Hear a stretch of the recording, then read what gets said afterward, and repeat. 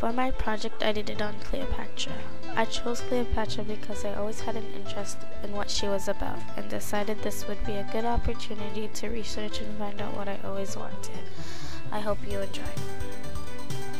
Cleopatra was born in 69 BC, Alexandria, Egypt. She had 2 older sisters, a younger sister, and 3 younger brothers. When Cleopatra was 18, her father had died and left his kingdom in his will to Cleopatra and her 12-year-old brother, Ptolemy XIII. It is thought that Cleopatra may have died as a child, and Altalise, Cleopatra's sister, had Bernice, her other sister, beheaded. At Cleopatra's brother Ptolemy's death, Pompey, a Roman leader, was left in charge of the children. According to Egyptian law, Cleopatra was forced to have an escort who was either a brother or a son, no matter what age, through her region.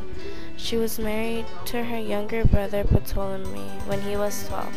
However, she soon dropped his name from any official documents, regardless to the Ptolemaic instance that the male presence be first among co-rulers.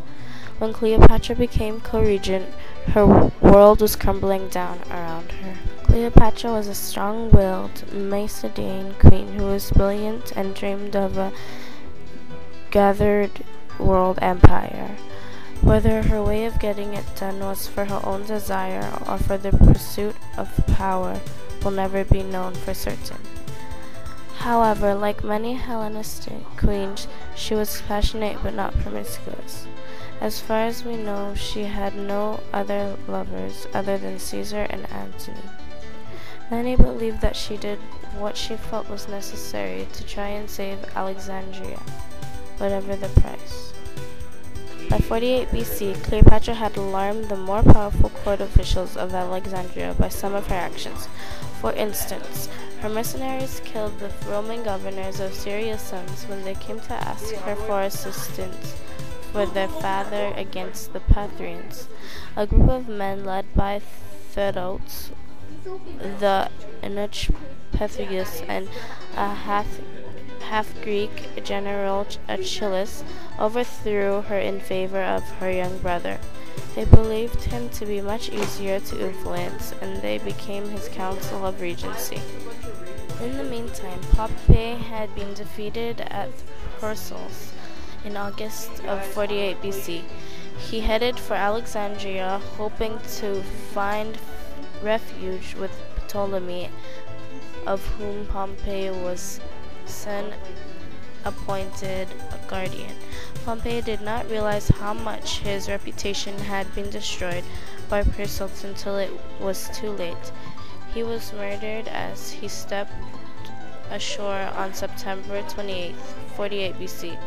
4 days later, Caesar arrived in Alexandria. He brought with him 3,200 legionaries and 800 cavalry. He also brought 12 other soldiers who bore in insignia of the Roman government, who carried a bundle of rods with an axe with a blade that projected out. This was considered a badge of authority that gave a clear hint of intentions. Cleopatra had no intentions of being left out of any deals that were going to be made. She had herself smuggled in through enemies' lines, rolled in a carpet. She was delivered to Caesar. Both Cleopatra and Ptolemy were invited to appear before Caesar the next morning.